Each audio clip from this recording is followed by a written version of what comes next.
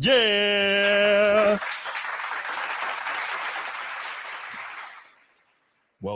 Welcome back to another episode of the Format Podcast Live.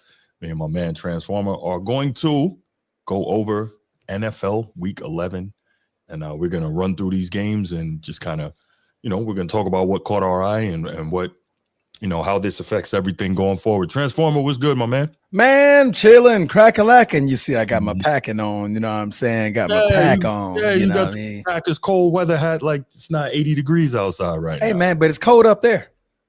Okay. It's cold up there. It's cold in Lambeau. It is. Sure is. How you doing, bro? I'm maintaining, man. Ready to do this show and talk some, that's why I say talk some college football. Talk NFL wrap-up, man. Hey, man, I'm with you. Can you believe we're in week 11 already? Don't mind. Don't do I that. know. It's crazy sometimes. That, like, don't do that. We spend all summer in pain, scratching and itching and going through withdrawal and waiting for football, and then it goes so fast. But that's okay, though. We'll be all right. Okay. Before we go ahead and do the spiel and get started, let's give a shout out to the channel members, man. How about we do that, Transformer? That'll make you feel a little better, man. Okay. Yeah, let's do that. Oh, man. All right, guys. So, of course, we want to give a shout out to the channel members, some of the people who really help us to keep this thing going and the people we really appreciate. And numero uno, y'all know who it is Coach T, a.k.a. Laker Nation. Also known as. Always be Laker Nation to me, but shout out Coach T. Appreciate you, man. Appreciate the support you give our channel. And make sure y'all support his channel, the Be Ready Sports Podcast, where he is shining a light on the young athletes doing their thing. So make sure after this, y'all go ahead and do that with our Coach T. It's not that serious. What's good? It's not that serious. Appreciate you, brother. So serious. Chief Sid Bubba. Appreciate you. Appreciate everything you have done for our great nation. Appreciate what you do for this channel. I hate that look on your face. Stop it. Just. Shout out to the boys from Annapolis. Anchors away. Mm. Anchors away. Order arms. Ooh, I did it for you. I appreciate that. For you. I did it for you. Yeah, okay. I appreciate that because hearing that. Because I could have easily just went anchors away. Do it again. My bad. I could have. No doubt. Shout out to the boys from Annapolis, man. Having a great year, too. 8-2 right now. Having a great year. Absolutely, man. As long as we put foots in the Army, bro, we can go 0-10. Fair enough. I understand as long as we beat the Army, bro. But real talk, being serious now, and I know I'm digressing to college football real quick. Love college football, too. Let's just say Navy finishes out this season without a loss. They're going to be the highest ranked group of 5 team, and they'll make the college football playoff. And that will be love for the service academy. So, and it looked better for Notre Dame. Sure.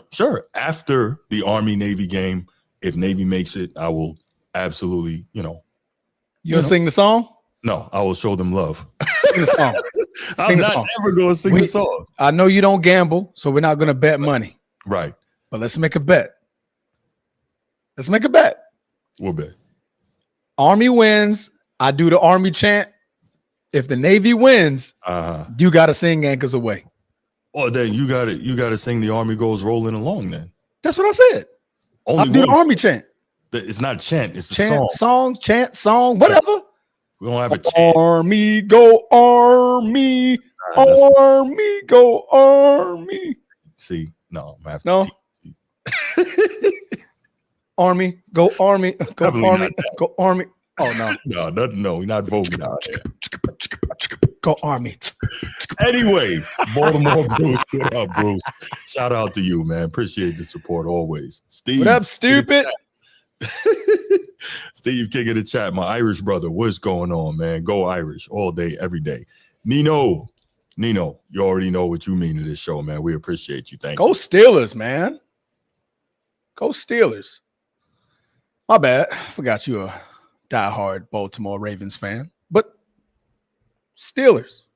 Go Bumblebees, all right? That's all they are to me. And you know what happens to bumblebees? They get smacked with a fly swatter or they get sprayed with Raid. That's what happens to Bumblebee.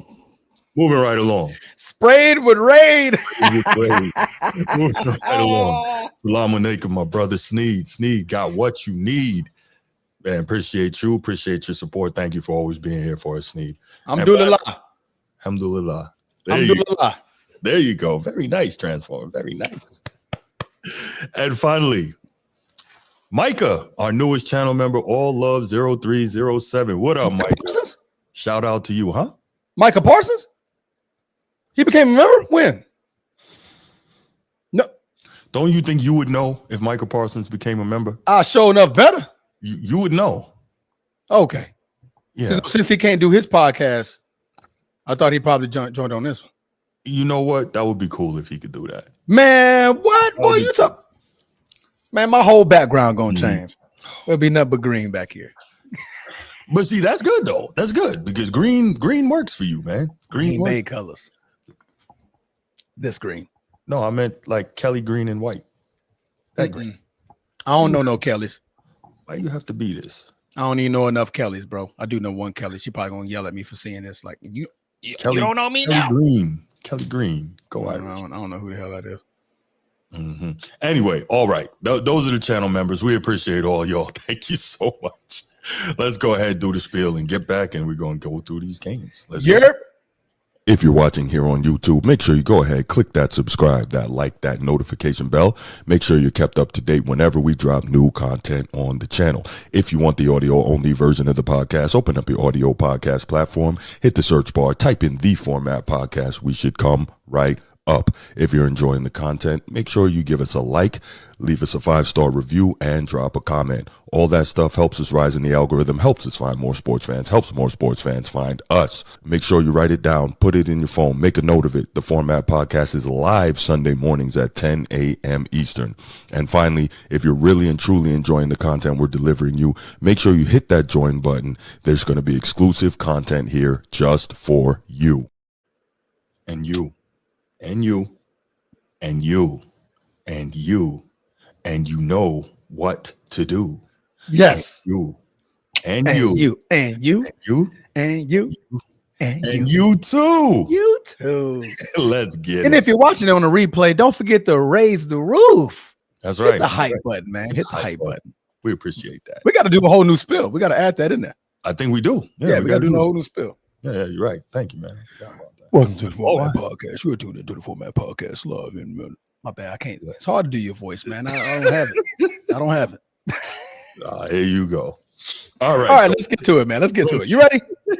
I'm ready, man. Let's go. All right. Ready like spaghetti. We like to rewind all the way to the Thursday night football game in which the New England Patriots, who are sitting at a wonderful, comfortable 9-2, defeated the New York Jets 27-14, in which the leading rusher was none of the running backs. The leading rusher for this football game was none other than the benched now Justin Fields, who had 67 yards. Yes, the report is that they're going to be looking at Tyrod Taylor to be the starter for the New York Jets, while Justin Fields may ride the pine for the remainder of the season. Bruce, what is your thoughts on this beatdown that the Patriots gave him? Okay, so I don't think it was quite a beatdown. I think it was another one of those situations where solid defense just couldn't hold up because weren't getting enough help from the offense. Man, okay, so Justin Fields, as ridiculous as this may sound, wasn't particularly terrible. Just wasn't good. See the difference? Right. 15 of 26, obviously, moderate completion percentage. That 116 yards is, I mean, he can't get down the field because he's not good going through the progressions, obviously. But he didn't turn the ball over, so that's a plus. And as you said, very true. Led the team in rushing, right? 6.6 yards a carry, roughly. Led the game in rushing. Yeah, led the game in rushing. So not terrible. Because think about it, Drake May is just better. So it doesn't help when Drake May plays the way he plays on the other side, makes Justin Fields look bad. The Jets, let's do it from this angle. The Patriots are really good. Yeah, they're good. Number 2 in the conference. Yeah, well coached and really doing work. So, I mean, there you have it. No, man, you're absolutely right. Justin Fields, I mean, obviously, as the passer of the team, that your job is to pass, get the ball downfield. They're just unable to do it. He's unable to find a rhythm to where he's having a great passing game. I think his only passing performance was week 1 against the Steelers, in which he was going against his former team that let him go. Yeah. Right. I think he had 300 yards that game. It was a very, very good game.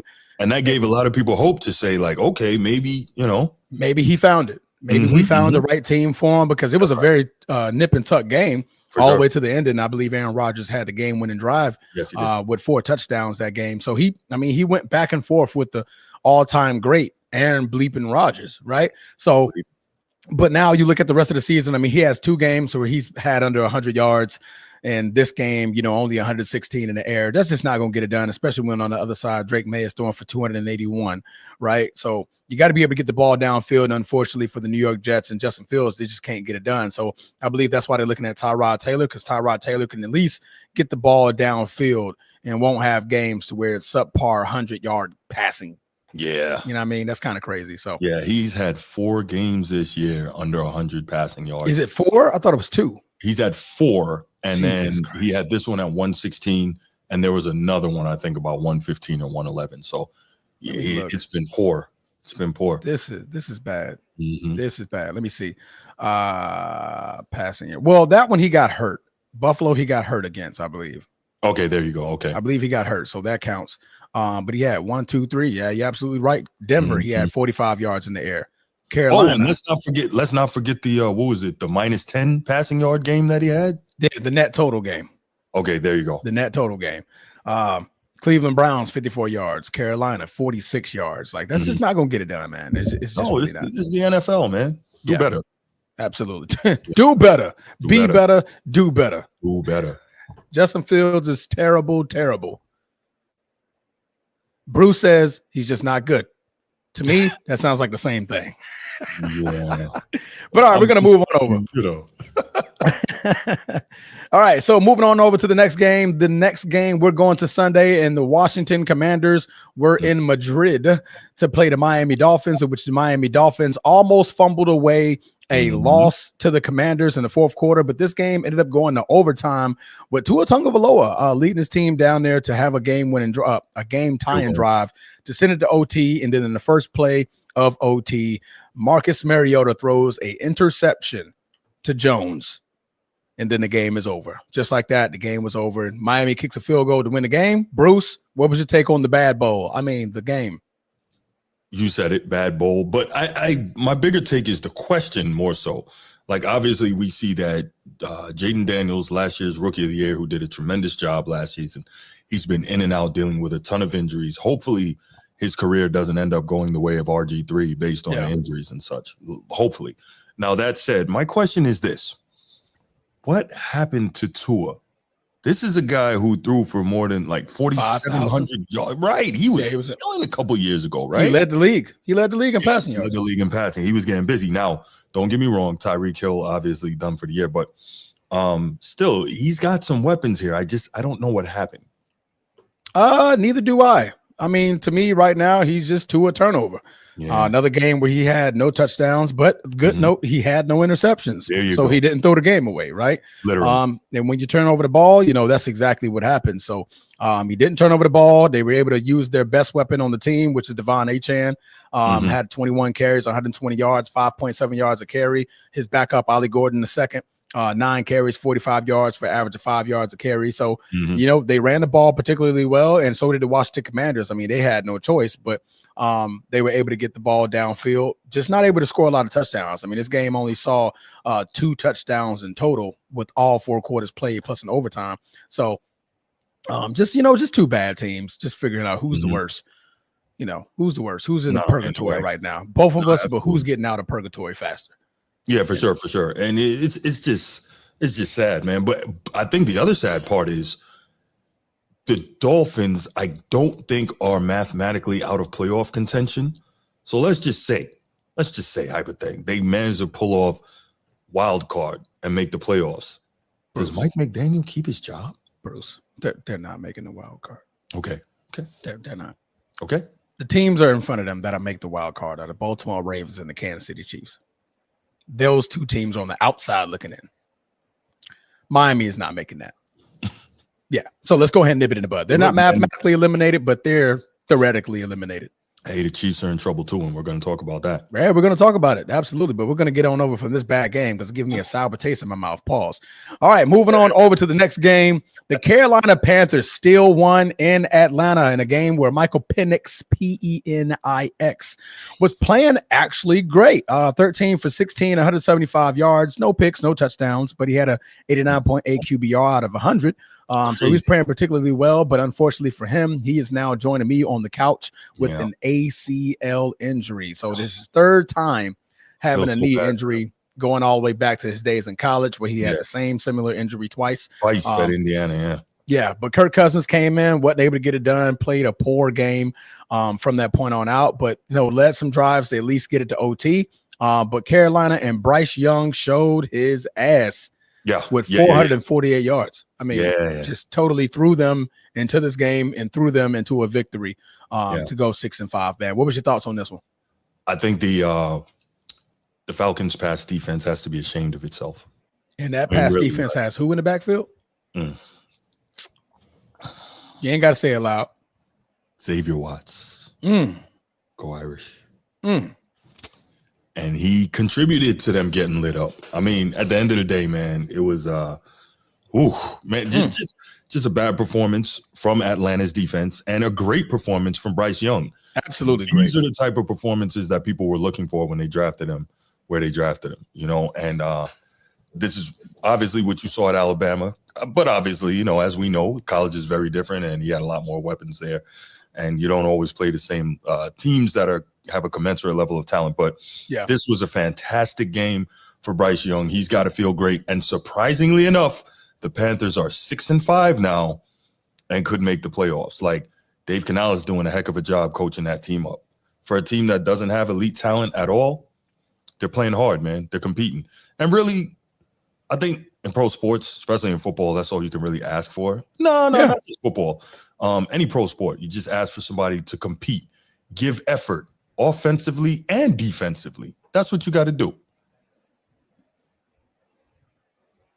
Why are you looking at me like that? What's the matter with you? What? Am I not pointing at the comment? Where am I pointing? You're pointing at me. Oh, snap. I got to flip this dang thing around. I don't know what you're pointing at, man. I'm pointing at the comment.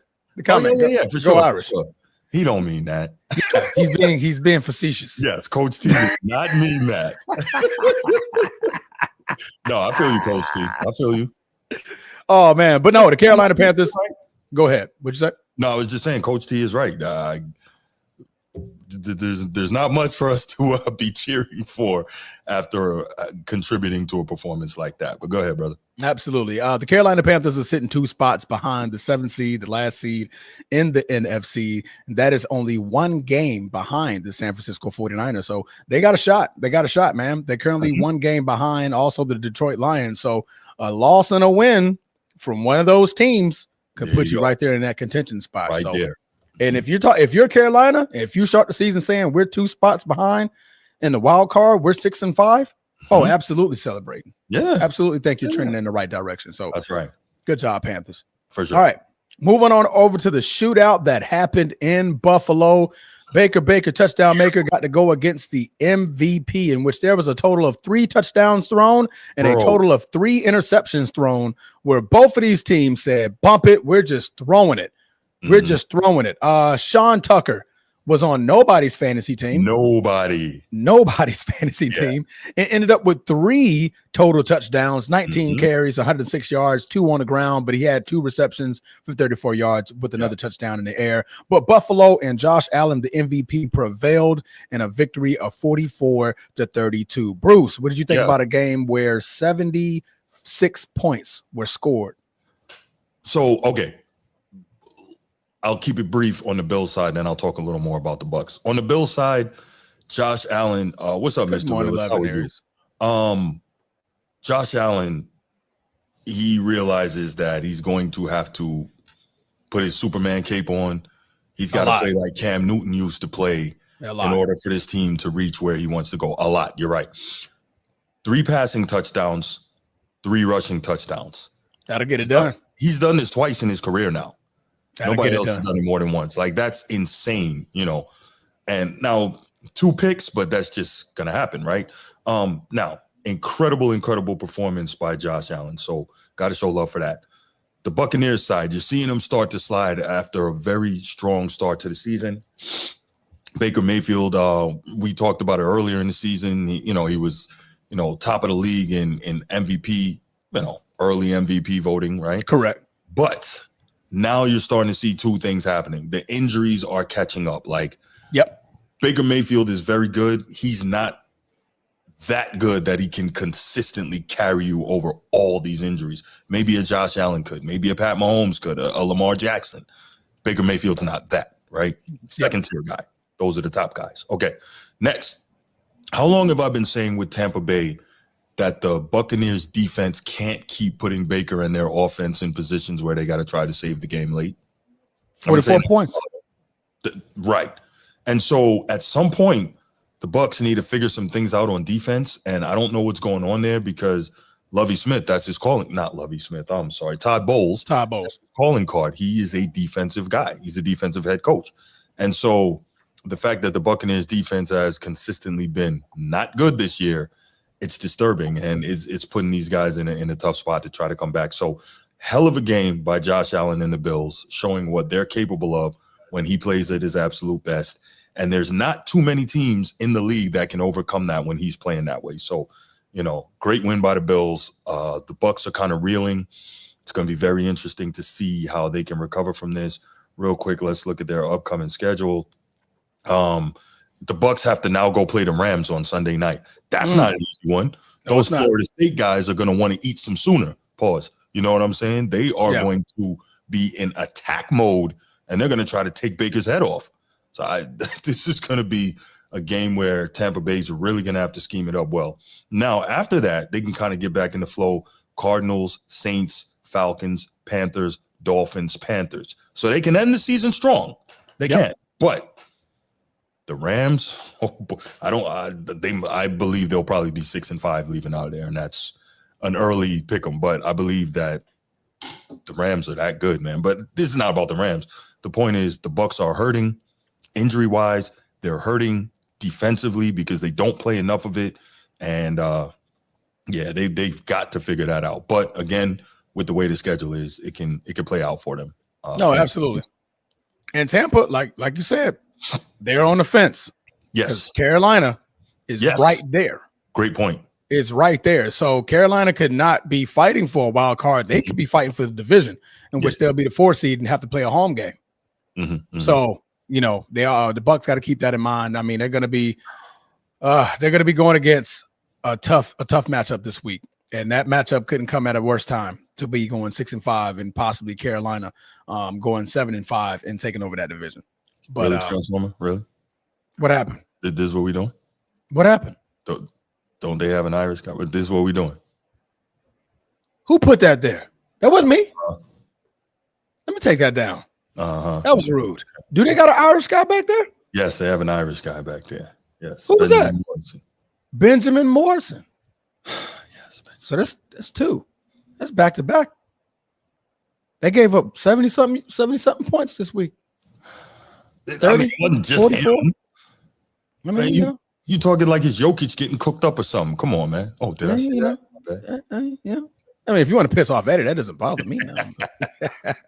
But man, shout out to the MVP who's showing his MVP colors with 6 total touchdowns, man. That's incredible. Sure. That's incredible. Yeah, man. Hell of a game. All right, moving on over to the next game. We're going to go to we're going to go to Nashville, Tennessee, in which the number 1 overall pick is just still in purgatory, going 1-9. Excuse me, what'd you say? I'm sorry, I didn't even change it before with the Bills and the Bucs. Pardon me, y'all. Oh, pardon him. He was just too thinking about that. The Irish secondary just getting cooked this weekend. Yeah, it's kind of crazy. Can we go on, please? Yep, we can. Houston Texans win game 16-13, in which the backup Davis Mills wills his team to victory against the number 1 overall pick in Cam Ward, in which he also had 1 touchdown. Bruce, quick thoughts. Not much to say about these two teams. No, not much to say, but the Texans are quietly getting back into the flow of things, and they're doing it on the back of a really good defense because that's about what they got right now. They're really playing great defense. Cam Ward the Titans are struggling. Cam Ward is making some rookie mistakes, but you're also seeing some really good flashes as a rookie quarterback. So those are my thoughts. Not really much to see here. Yeah, not much to see at all. Mhm. The leading rusher for the Tennessee Titans was Cam Ward at 33 yards. Easy day. Shout out to D'Amico Ryans and that Texans defense. Yes, sir. All right, moving on over. We're gonna go to the NFC North when the Chicago Bears had another lucky win. Vikings had it. Brian Flores, what happened? You just needed one stop, one drive, one last stop. Get to Caleb. Get the fingernails. That's all you got to do. The man is the only man on the field with fingernail polish. Find that guy. Find a guy with the painted little. Come on, man. Brian. My name is Bryant. We're almost twins.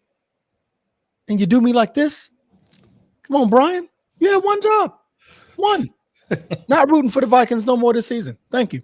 But the Chicago Bears beat the Minnesota Vikings 19-17, in which Caleb Williams led his team on a field goal winning drive to victory, man. What was your thoughts on this game? All right. So I finally get to say go Irish. Bears tight end Cole Kmet was the leading receiver for Chicago. Cole Kmet, go Irish. All right. There we go. Finally get to say that. But in all seriousness, yards, but it's not, leading receiver, I'll take it. He contributed to a victory. Yes. He didn't contribute to getting destroyed. But no, in all seriousness, the Bears are starting to surprise me. They're 7-3 and right there in this nasty NFC North, man. That NFC North is no joke up there. Bears are 7-3. I think what you're going to start seeing are people calling for Ben Johnson in the Coach of the Year debate. You're going to start seeing that. But he's got them playing 39 carries for 140 yards. Solid right there. You know, they're running the ball, and that's what he loves to do. He's that kind of guy. Physical, wants to play that way, wants to coach that way, and let Caleb play off of that. So good game overall. And Caleb is starting to show even though I think he's still not quite what everyone expected, he's shown a lot more. And it makes me nervous because I'm not a fan of his at all. It makes me nervous to see what he's going to be able to do next year in his second year in the system. But it looks like the Bears will be heading into the playoffs here. And you're not careful, these guys can mess around and win the division. They're playing good football right now. It's tight, but they're not winning it. Go ahead. Okay. J.J. McCarthy, he is taking the rookie bumps, right? Pause. He is taking the bumps that you normally see from a rookie quarterback. Coincidentally, and we're saying rookie, but this is his second year, but this is his first year having a full season. Yeah. So. Can we say red shirt rookie? Red shirt rookie. Right. Red shirt rookie. So coincidentally, both of them 16 for 32 during this game. Wow, I didn't even notice that. Yeah. But guess what's the difference? Two picks for J.J. McCarthy and none Turning for the ball over. Thank you. We talk about it all the time. Turn the ball over, chances are you're going to lose. So, man, good win for the Bears, man. No, I'm not happy. Not happy about it. Obviously. Brian Flores, man, you had one job. Find a guy with fingernail polish. That's it. You had one job, and you ruined it. You ruined it. J.J. McCarthy, he came in the fourth quarter. They had a come from behind almost victory. Right. But, in the waning seconds, you got to stop Caleb. And Caleb, he turns into USC Caleb. I'll give him that. He does. Yes, he does. Them last drives, he turns into USC Caleb, where he's making either a big scramble or he's making a big play to get his team down the field, because you only need 3, and he understands that. He doesn't need to get in the end zone. He's like, well, we just need 3? Easy day. Y'all can't contain me. So, Brian Flores, shame on you. Shame. Low down, dirty shame. Low down, dirty shame. All right, enough about the Bears and the Vikings. I'm tired of talking about them. Let's talk about the next team. Go, Pack, go. Go, Pack, go. Go ahead. No, I'll just say, and then I will let you do your thing. I was impressed with how your major offseason acquisition closed the game out. Clutch play. Go ahead, Transformer. Yes. All right. Green Bay Packers. Green Bay Packers got their victory after 2 back-to-back losses at home in Lambeau against the Carolina Panthers and the Philadelphia Eagles, in which they scored another game in which they won and had 27 points. I don't know what it is about the number 27, but the Green Bay Packers love the number 27. I think that is our 5th victory this year where we scored that exact number. But beating the New York Giants, led by none other than the Crab King himself, Jameis Winston. Now, New York, I will talk to you guys briefly. Great game plan. Loved it. Ran the football. Yeah. Put Jameis Winston in the places where he can be successful. You made a great switch at quarterback. He should have been the first guy off the bench, not Russell Wilson. Every time Jackson Dart went out, that should have been your guy. The New York Giants can rally behind a Jameis Winston. Nobody really has no belief in Russell Wilson. Nobody really. I don't even think he has belief in himself anymore. That's over. All right. At this point, he needs to call it a career and be done with it. All right. So Micah, our member, Micah. All right. you guys did a great job. Great game. All right. But you lost. Take the L. Micah not trying to hear that, man. Micah not trying to hear that. But let's talk about the other Micah Parsons, man. Yes. The other Micah Parsons. Man. There you go. Boy, if you know how to close out a game, that is how you close out a game. You take the ball away from that guy. Now, the Green Bay Packers, I want you guys to understand this. We have a number one receiver. We officially do. His name is Christian Watson. Get him the ball. I'm tired of the drops. Romeo Doubs had 2 drops. I believe my tight end, Josh Wiley, he had a drop. And I want to say it was one more player who had a drop. I'm sick of it. Christian Watson is catching balls, that are coming from anywhere. Double covered, I'm catching it. Triple covered, I'm catching it. One-on-one, I'm catching it. Throw the ball to him. Throw the ball to Christian Watson. That is our number one guy. Let's act like it. We may be getting Jaden Reed back, who's going to be another speedster to add to that lineup. So I'll see how that goes. But for right now, throw the ball to number 9. He is your guy. Josh Jacobs also left the game with a knee injury, but it turned out to be structurally sound. So there's no cartilage damage. He's going to be week to week, likely not to make the trip to Minnesota to play the Minnesota Vikings, in which they gave it up against the Chicago Bears. But that's neither here nor there. But Jordan Love also suffered a brief injury, in which I think it was a stinger in his non-throwing shoulder that he took off of a scramble. But Malik Willis, our backup, came in and got us the drive that we needed to score a touchdown. And Jordan Love picked it up right where he left off, throwing a miraculous ball in that top right corner to just Christian Watson, just right there in the breadbasket. You couldn't put that ball in a better place. Pause again. But our defense. I'm sorry. When I saw that, I thought about you, pause. And I thought about how you were saying, we haven't thrown a touchdown pass in how many weeks? And I saw it and I was like, my brother's doing all right. He's happy again. That was really, I thought about that. Yeah. I said, okay, we're good now. Okay. Yeah. And you know what I said early in the game? I was like, Malik Willis threw a touchdown pass before Jordan Love in 3 weeks. How did you do that?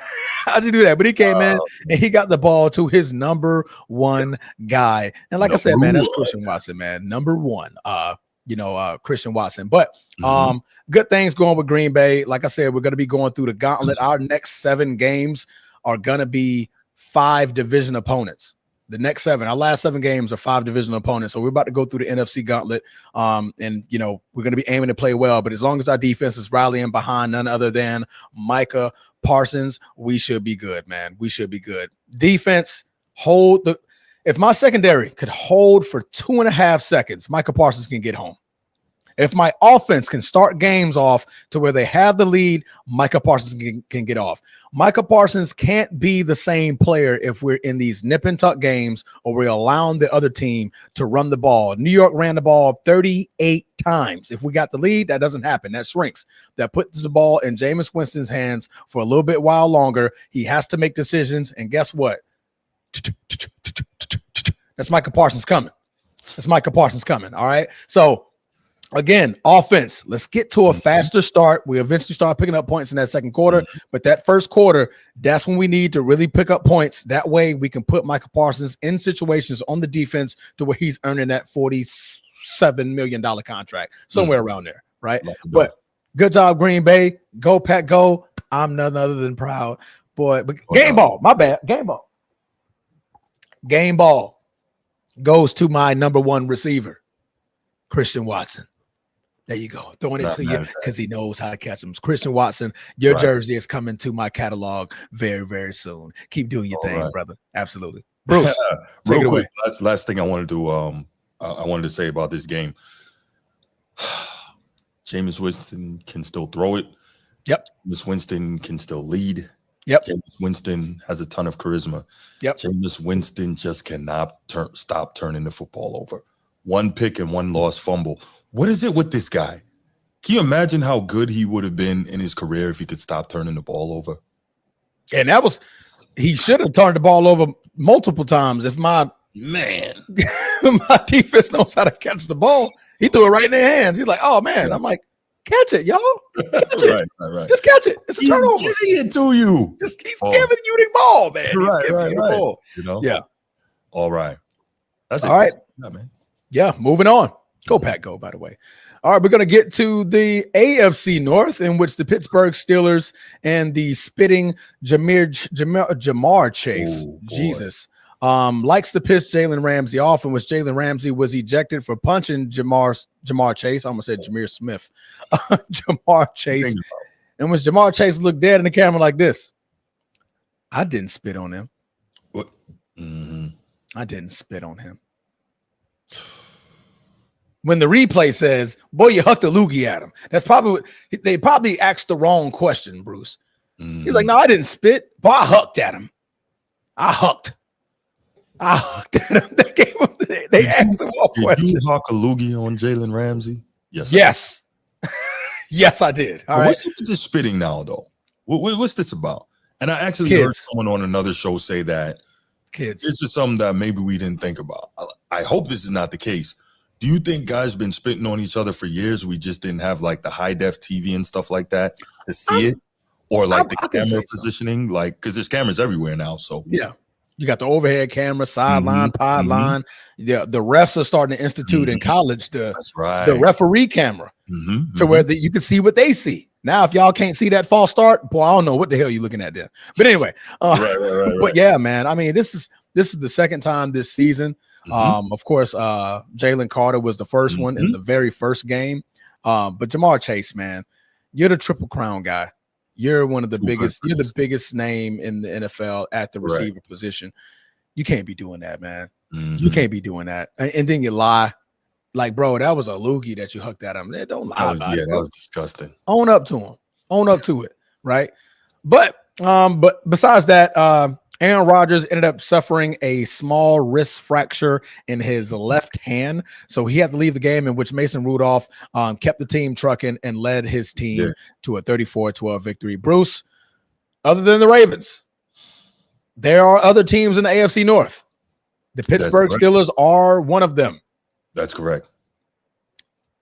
Does this lose your chances, or does it strengthen your chances for the Baltimore Ravens to get into this playoffs? Well, the Ravens still have to play the Steelers twice. So there you go. We have that. And normally it'll be a split. So like the Ravens have to handle their business the rest of the way. And the Steelers, as of late in recent years, have struggled down the stretch. It's unfortunate. Well, not unfortunate for Ravens and Ravens fans, but unfortunate for Mike Tomlin and that team and for Pittsburgh. The bigger takeaway from this game, though, Transformer, is I don't think Al Golden survives this year as defensive coordinator of the Bengals. It's been bad. He got his chance, and it's now the only thing I'll say is Mike Brown, Bengals owner, notoriously cheap. He might not want to pay out any buyouts or anything like that, so he might let him stay another year just to take that number down. But as it looks right now, bro, that defense is, giving up a lot of points and a lot of yards throughout the course of this season. And, Mike Brown is giving up a lot of money that's not even being utilized. That too. Trey Hendrickson, supposed to be your number one defensive guy, but you're giving up 30 points a game. Yeah. You're paying Joe Burrow, but he's currently on the sideline every year. Yeah. Right? Yeah. You're paying Al Golden, and you're still giving up 30 points a game. Yeah. It's a lot of money. It's a lot of money. It's tough, man. So I think that's the biggest issue here is the Cincinnati defense simply is not good. I can't, you know, it's not like Flacco played terribly, 23 or 40, $1.99, touchdown and a pick. He wasn't terrible, could have been better. They ran the ball okay, 22 for $1.05, solid enough. But Steelers are just chugging along. Nothing special. I don't think anyone expects anything out of them come playoff. But yeah, they get a win here, get a win there. 2 games against the Ravens, so we'll see what happens. We'll see what happens. Yeah. Yeah. It's the Steelers. Yeah. Man, let's move on. Damn Eddie and them damn Steelers. Yeah. All right. Moving on over. The Jacksonville Jaguars. Was this a surprise or what? Boy, surprise. I don't even think that's a good enough word. No, the Flowing Hair Bowl. The Flowing Hair Bowl. That's right. The Sunshine Bowl. And that was here. That was in Jacksonville, Florida. Yeah, that was there. Did I see this coming? Absolutely not. But you know what the Jacksonville Jaguars did last week? They gave up a 19-point lead to the Houston Texans, in which the Houston Texans scored 26 points consecutively in the fourth quarter to come back and win that game. Jacksonville says somebody got to pay. Chargers, you're on the list. Yeah. You're next up. Yeah. We're going home. We're back in our home. We're in Florida. We're in the Sunshine State, and the other sunshine on the other side. We're going to play so good that he gets benched. That's how good we're going to play. Yeah. In which we saw Trey Lance for the first time since he donned a Dallas Cowboy uniform. He had to come into the game because, boy, Jacksonville up 35-6 by the time this game was over. Bruce, what did you see that nobody else saw coming? So I didn't expect this. Chargers are still in decent position in the AFC, to make the playoffs. But man, I had no idea that I didn't see the Jags monkey stomping them like this, right? And really good effort on the ground. You see 47 for 192. Like, okay. Yeah. 4 touchdowns on the ground. Okay, that's imposing your will. And I know Jim Harbaugh was not happy about that. Not at all. Yeah. Also, not that I'm a Justin Herbert guy, right? Y'all know how I feel about him. But he's been in a bad shape all year. First, he loses his starting left tackle. Oh, my gosh. I can't remember his name right now. Yeah. Then he loses the backup left tackle who got Joe Alt from Notre Dame. Irish. He got moved from right tackle. He got moved to left tackle and was doing his thing. Then he gets hurt and is pretty much done for the year. So it's like that backside protection pause is not there for him. And so it's really making things more difficult. Also hurts him in the run game. They also don't have that number one bell cow back with the Chargers, right? And they probably won't be able to draft high enough to get one of the special guys coming out. We'll see who that may be. Mel Kiper has Jeremiah Love as his number one back, but I don't know. I guess the good thing is you can find a running back later in the draft. That's one of the positive things about that position. But the thing about it, running backs nowadays don't get drafted as high as they used to. That's true. So, I mean, what's his name for Notre Dame again? Jeremiah Love. He could fall in the 20s. He could fall in the 20s. You think top 10? That's high. Yeah, they have him really, really high. Wow. I'll be shocked if he goes top 10. Yeah. Top 15, I give him that. I give him top 15, but top 10 at a running back? I think Mel Kiper has him as his number 2 player on his big board, number 2 or 3. Overall?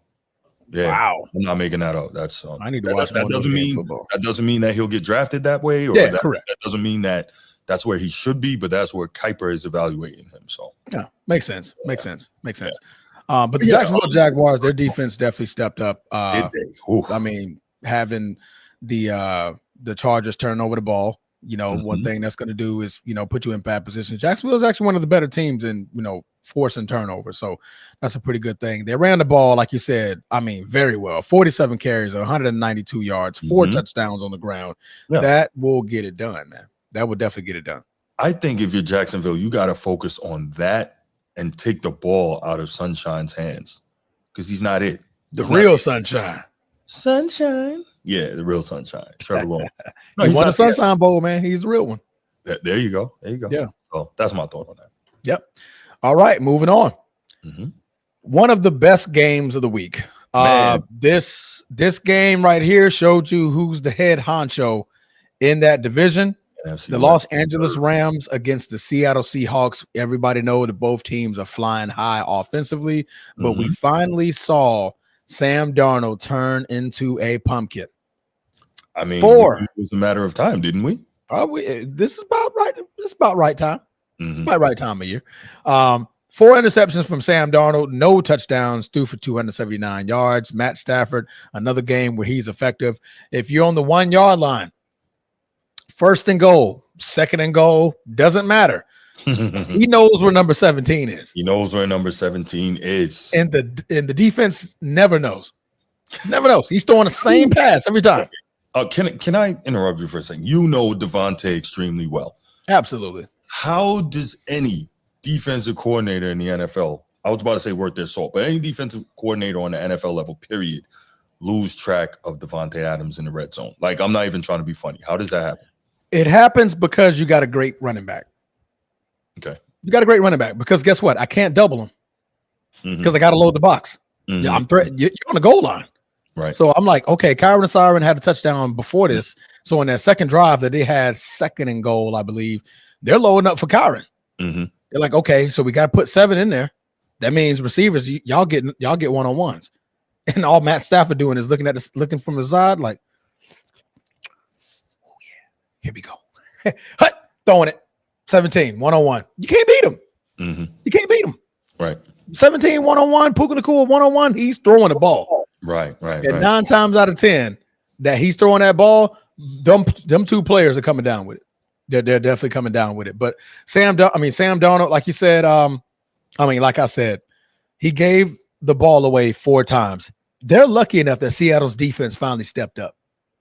They're lucky because this could have got very, very ugly so fast. Rams scored 14 points early, but in the second, third quarter didn't score anything. But when necessary, they scored again in the fourth quarter and made the Seahawks have to chase them down, in which they were not successful in doing. And shout out to them Florida State boys for holding it down on the final drive for Seattle, in which they only needed a field goal to win it.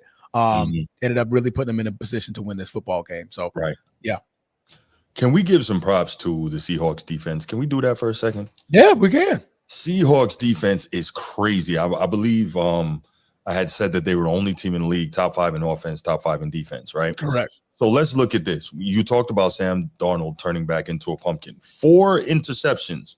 Always a lot of picks in his biggest games, but not the point. The point is you give the ball away 4 times and you're still in position to win this game, and you lose by 2.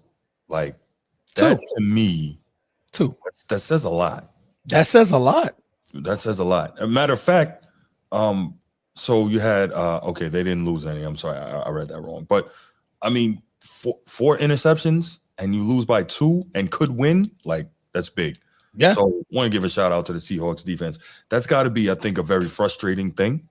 Very frustrating situation to be in when you play like that and your offense doesn't come up with enough to help you win. Yeah, no, absolutely. Especially when they gave you another shot at the very end of the game and all you needed was 3. You couldn't even give me that. Couldn't even give me that. Right. But yeah, man, Rams are flying high. They're once again one of the teams to beat. Unfortunately for them, the number 1 seed in the division, in the conference, is the Philadelphia Eagles, and they lost to them earlier in the season. That's the reason for not being number 1 in the conference, but they're sitting comfortably at number 2. With the 49ers right there on their heels, huh? I was about to say, sorry, that could still change. We got 7 games left in the season, so 7 games. And you got Seattle and the 49ers, who are all in the playoffs. They got 3 teams in the playoffs right now. Yeah, man. Nobody. Bears too. Bears are 7-3 also. Nobody can really get comfortable right now. No, absolutely not. But the Bears, just get comfortable. Get comfortable. Come and kick your feet up. Come and kick your feet up. We're gonna go make ourselves a sandwich. And we can see the guy with the fingernails. Micah Parsons. Oh my goodness. I see him. I see him. I see that boy. Go get him. Go get him, Micah. You need some help.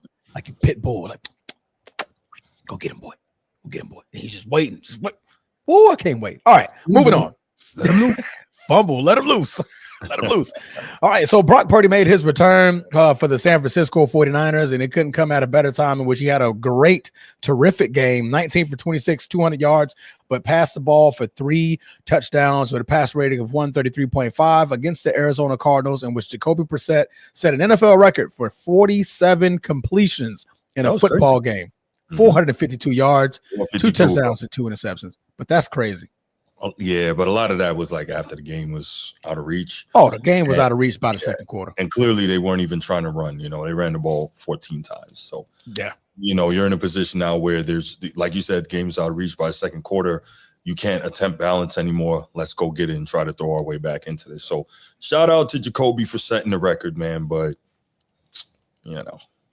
But if I'm the 49ers, I'm also looking at my defense like, yo, y'all couldn't sack him? Man threw the ball 57 times. No sacks. I'm sure they got into a kind of a, not a prevent because it was too early for that, but, yeah, you know, a less aggressive defensive mindset. Okay. I mean, they got 2 picks. That's cool. But, you know, like, hey, somebody on the line, can y'all touch this man, please? This man's throwing the ball 57 times and not sacked once. Yeah. Yeah. Brock Purdy threw the ball half the times and got sacked. So, you know, that's my only thing. I'm looking at my defensive line like, yo, yeah, hey, let's do better. We got a victory, and it was a blowout. But hey, man, I need you to at least pinch him. At least pinch him. Right. All right. Anything else about the Cardinals and the 49ers before I go? No, sir. All right, moving on over. So this is your team. So I'll let you take this one away. But first, yeah, let me show love to the only person that needs love on the Cleveland Browns. Yeah, side. Man. Yeah. That boy, a monster. Excuse me. Excuse me. Man. That man. Yeah. That man. That bull is 1 game away from breaking his own record. I mean, having his career high. But he only needs 8 more sacks to break the all-time record. The man got 7 games ago. That man's name is Myles Garrett. The only reason why Cleveland Brown fans are smiling and showing up to the games, because I only watch Cleveland Brown games because I'm watching that guy. That man had 5 total tackles. 4 of them were sacks. 4. And we're talking about the fastest quarterback in the NFL, Lamar Jackson. 5 tackles for loss. The guy's an absolute freak transformer. The guy's an absolute beast. Yeah. But go ahead. The Ravens got the victory 23-16. Yeah, that was important. We got very important. And came out there without any major injuries. So I guess the biggest story from this game is Shedeur Sanders gets his first opportunity to play with the ones. Dillon Gabriel got concussed, so he was out of there. And Shedeur, depending on what the concussion protocol says and how it goes, he may start again this week. So we'll find out. Finally getting some first team reps, right? So a lot of different things going on here. So clearly Baltimore couldn't effectively throw the ball, but they were able to run it. They carried the ball 30 times for $184. So, I mean, that's what you want to be able to do. By the way, that tush push fake rollout touchdown, which turned out to be the game winner by Mark Andrews. Beautiful. I got to be fair here. If that call didn't work, I'd be screaming at Todd Monken. I wouldn't be doing the show today because I probably would have broke my freaking mixer, smashed my computer, kicked down the damn light stands and the monitor, right? Because let's be real here. You hear BG, Baltimore Bruins, we always complain about Todd Monken, right? So I get it. But credit where it was due. That was a gutsy call. It was executed to perfection, and it got the win. So, and the all-time leading receiver had his first rushing touchdown ever. Isn't that crazy? Crazy? That's crazy, man. That was a great call right at the right time, and I know that must have been heartbreaking and backbreaking for the Browns. But absolutely needed that. It's another win, and just shout out Baltimore Bruce who called it. He said this could be a trap game, and I said Baltimore's going to win. It won't be easy. Cleveland's not going to lay down, but they'll win. But this one was a little. I didn't like just how tough it was. I didn't like that. I knew they weren't going to lay down, but shouldn't have been that difficult. You know what I'm saying? But if Cleveland had a little bit of offense, they win this game. Agreed. Yeah. Just a little bit. Interesting, right? Quick notes on Shedeur. You're hearing conflicting sides of things, right? So the offensive line was saying that was the first time they've ever heard Shedeur's cadence. And we know about chemistry between a quarterback and his center, quarterback and his O-line, right? It is terrible. So there's two sides. Dan Orlovsky, longtime backup quarterback in the NFL, said he never got first-team reps. Cam Newton said that even when he was MVP Cam, every single practice, his backup got 6 to 12 first-team reps because his coach knew this is football. You're always one play away from needing your backup quarterback. So it's interesting. And I would think, this is me, I get that Dylan Gabriel is Kevin Stefanski's guy. I get that Dylan Gabriel fits Kevin Stefanski's scheme better. I totally understand all of that, right? However, you're Stefanski, you know you might be on the hot seat, your job might be in jeopardy, etc. Shouldn't you be trying to prepare Shedeur as much as you can with a backup to say that in the event that Dylan Gabriel either can't get it done or gets knocked out of the game, Shedeur needs to be ready to go? Like, if for nothing else but self-preservation, wouldn't you think that? So the thought that he's coming in the game against the Ravens, that's the first time the O-line, the center, has ever heard his cadence. I don't think that's good. And I think that put not only Shedeur in a bad position, but Stefanski as a head coach in a bad position. That's my thought. Where are you on that, man? Sneed got what you need. Shout out SMT Media. Shout out SMT Media. Salam, brother. Boy, if Sneed was here, the things that I know that he's going to say. Right. You know he's going to keep it a buck. He's going to keep it a buck. Yeah. Sneed won't be shocked. Mm-hmm. Sneed will be like, oh, that sounds accurate. The Browns are browning. The Browns will brown. They will find a way to mess it up. What can Brown do for you? What can Brown do for you? This is coaching malpractice. I think so. This is coaching malpractice to the highest order. I think so. Highest order. There is no way. We're in week 11. Mm-hmm. We're in week 11, and this is his first time getting first-team reps. First time? First. So my question is, what's his name? Bailey Zappi? Ain't that the other backup? Yes.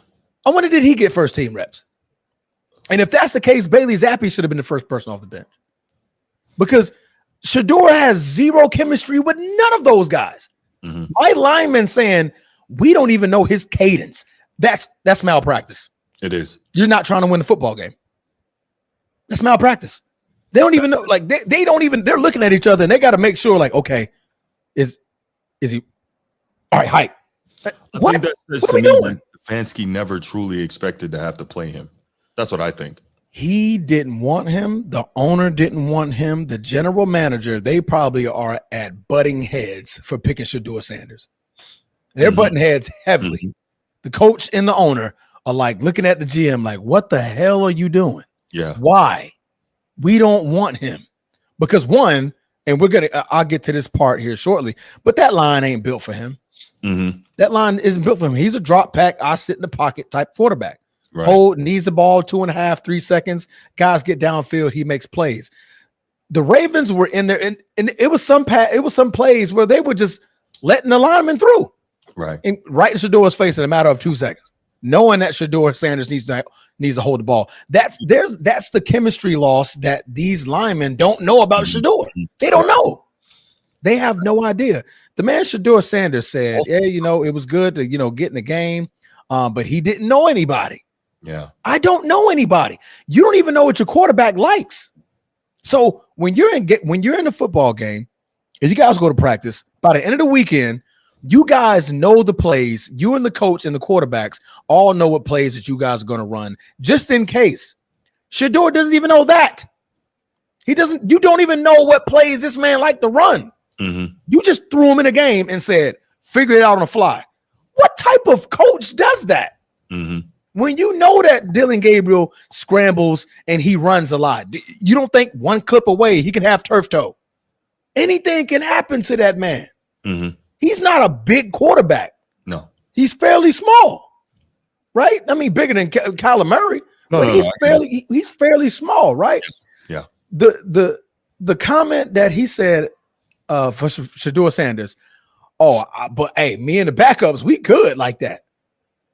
So this man only knows the backups.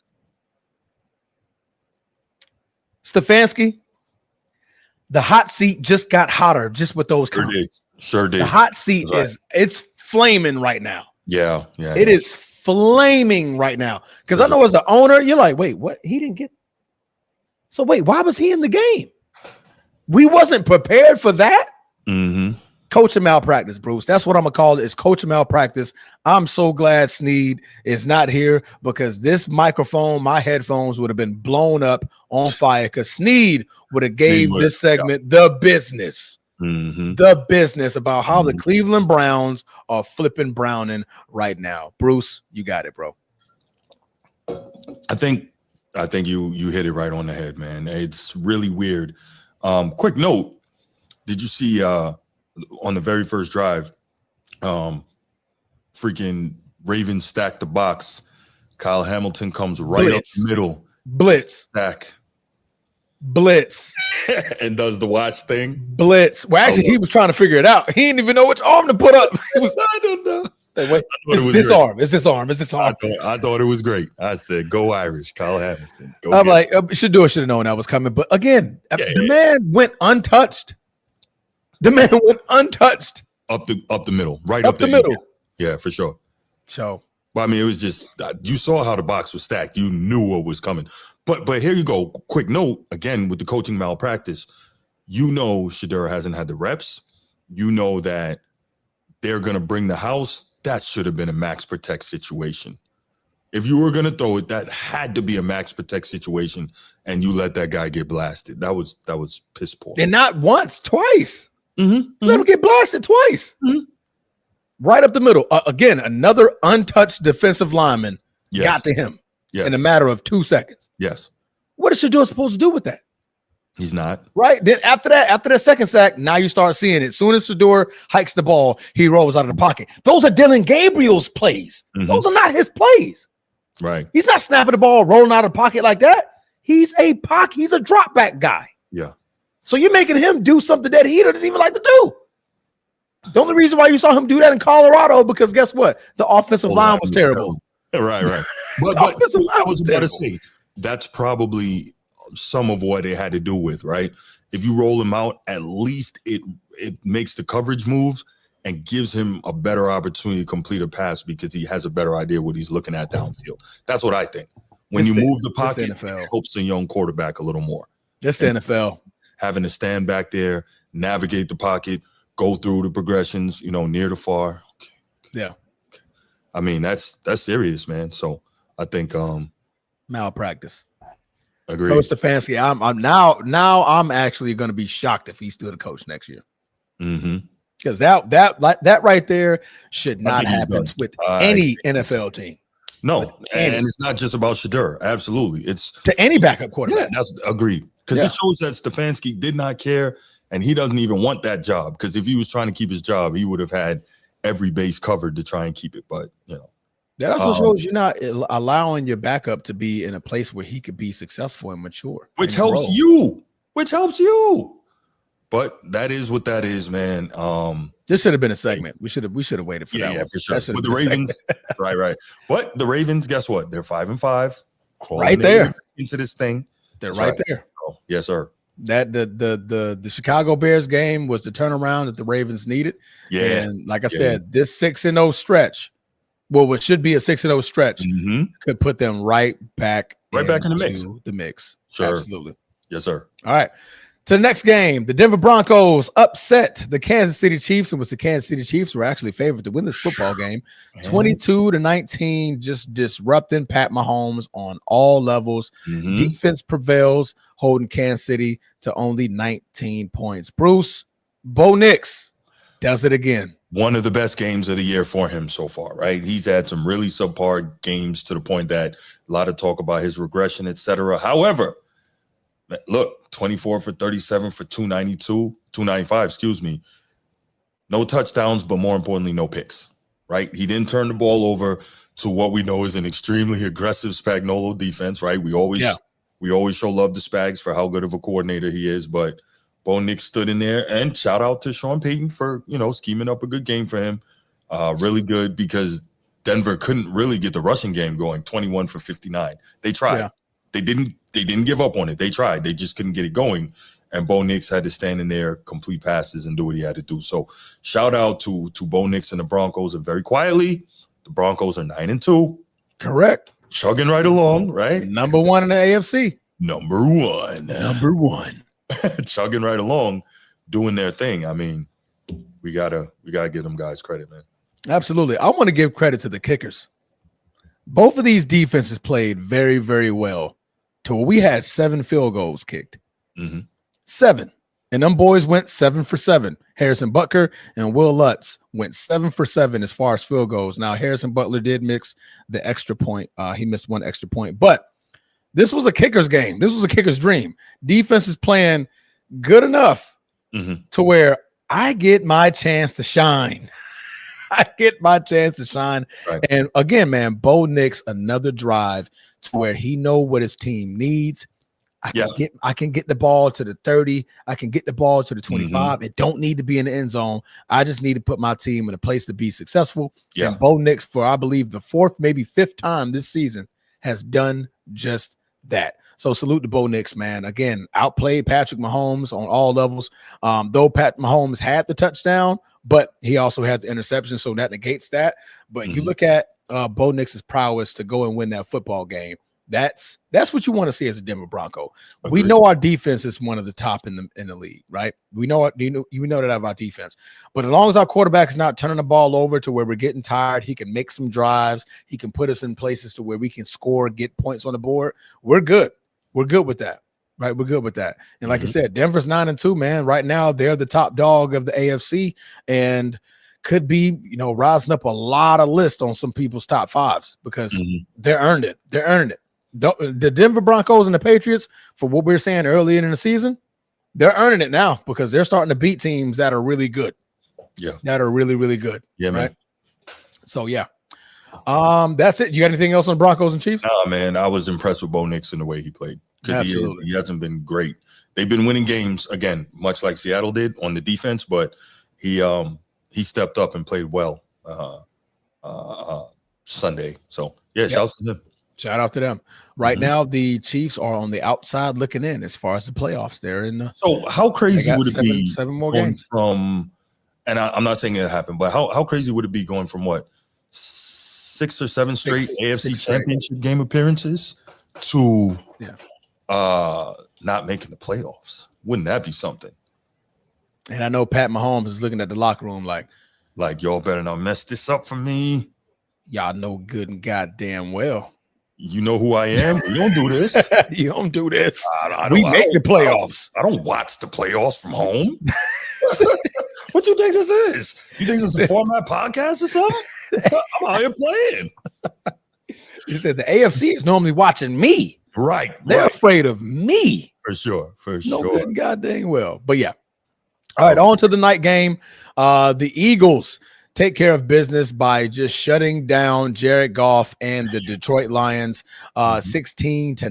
Jalen Hurts, no touchdowns, no interceptions, but some big plays when they needed it, a couple of tush pushes to get it done, and they win this football game, man. 16-9, a very sharp defensive game from both sides, actually. So defense. So Bruce, what would you take on this football game?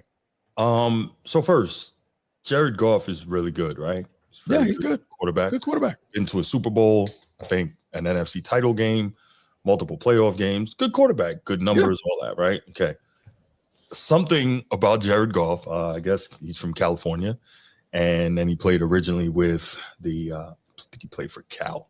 So it gets chilly in the Bay, but not particularly cold during football season. Then he played for the Rams, right? Yep. So they play in LA, doesn't get too cold there, and they play in the Dome. St. Louis at the time, I believe. I don't think they were LA yet. He did start for St. Louis. That's right. That's right. But they played in the Dome anyway.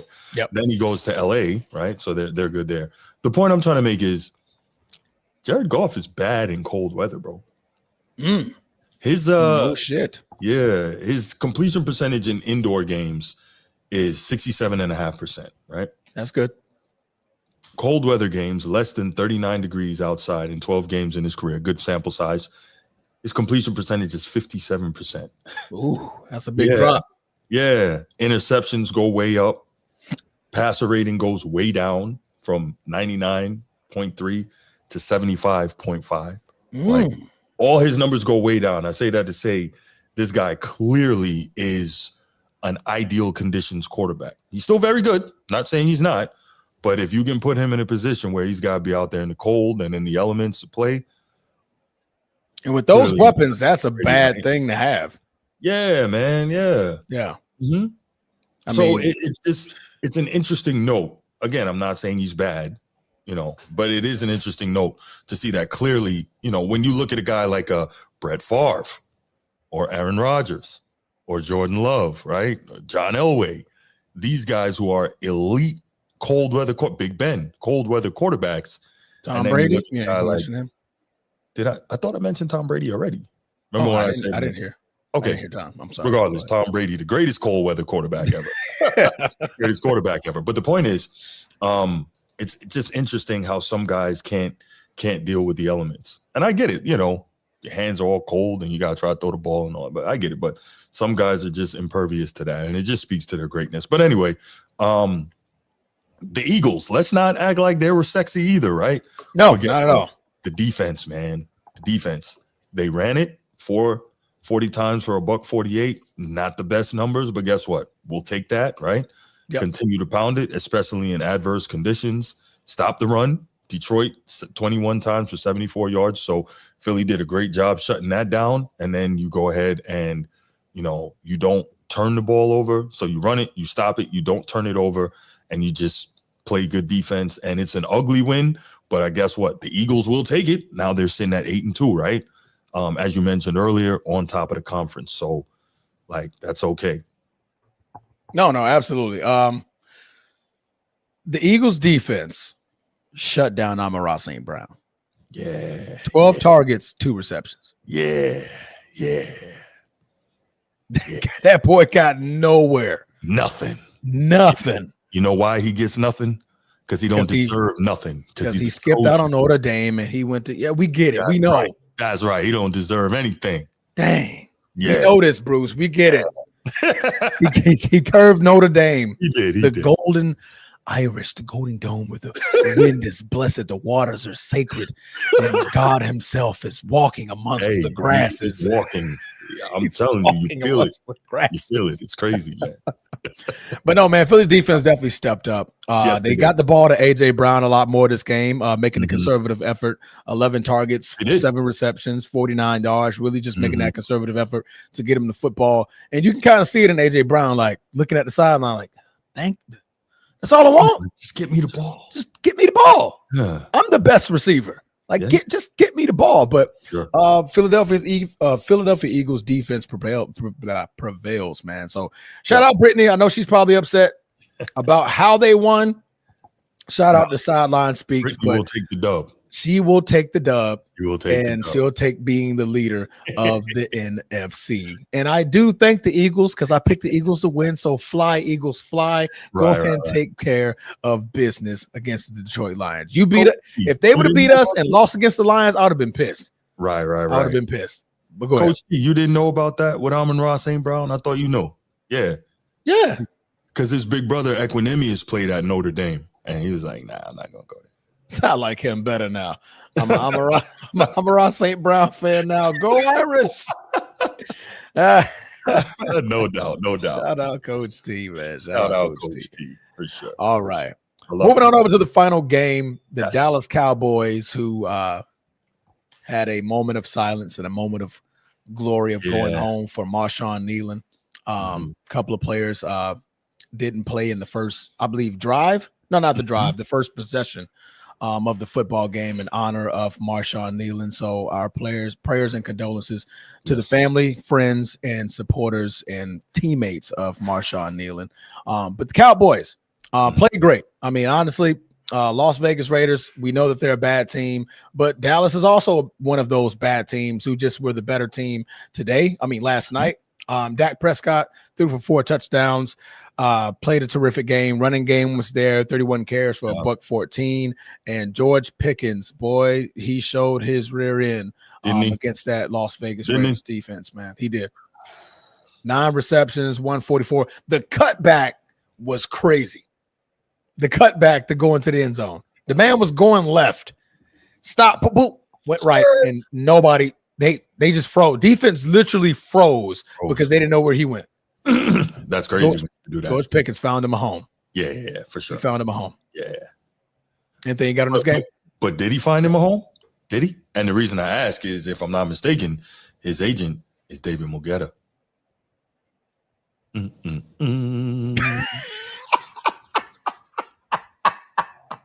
What was that? What was that? I'm just saying. Remember, Jerry didn't want to deal with him for Micah. Just saying. That is very true. But I mean, George Pickens wants his bread. But shit, Micah did too. Have to get it somewhere else. Might have to get it somewhere else. Come on over to Green Bay. Everybody can't play for the Packers, man. We got money. Everybody can't play for the Packers and the Lakers. Send him. Don't trade him to the conference. No. Send him the ball. We didn't say trade. Just let him walk. He's free. Let that bird fly. Yes, to the Ravens, to the flop. Y'all ain't got the money to pay him. We'll find it. We'll be all right. We'll find it. So we'll find it. Somebody got some money somewhere. Hey man, you got 30 million? Yeah. Let me see that. Hey, I know George. I know you got some George. couch cushions over there. Pick up the cushion. Pick up the cushion. It's under the right one. The right one. Go. See, I knew you had 30 million. I knew you had 30 million. I knew 30 million was sitting around somewhere. Right. But yeah, man, you're right, man. That's a good point to have. Yeah, man. Unless, man, he's backdooring it. No, Be Ready Sports Podcast. Unfortunately, you go to San Francisco. What happened? He backdooring it? Pause. Yeah, you know how Jerry Jones backdoored Micah Parsons? Pause. And his agent.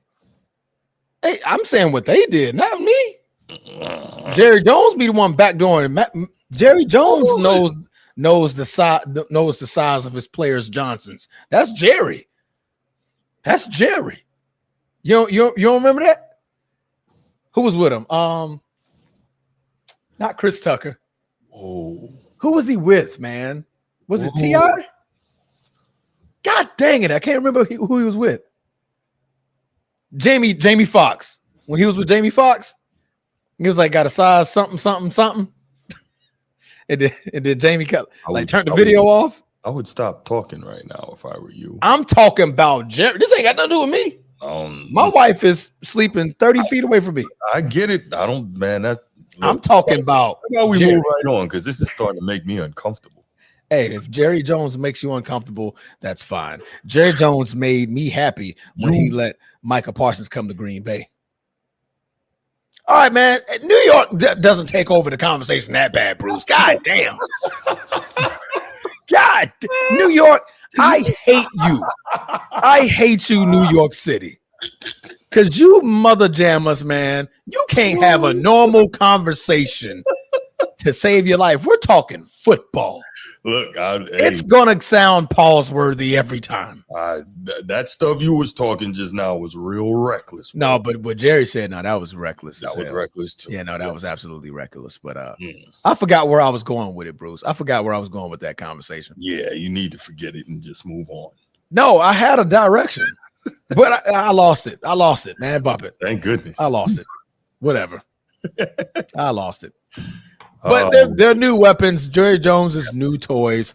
Had a showing up. Quinnen Williams in his first game with the Dallas Cowboys had a sack and a half and a tackle for loss. So shout out to Quinnen Williams and they where is it? Logan Wilson. Logan Wilson also had a couple of tackles. Didn't really do much in that game, but Quinnen Williams was the big key factor. Again, it's Geno Smith. We know how bad the Las Vegas Raiders are.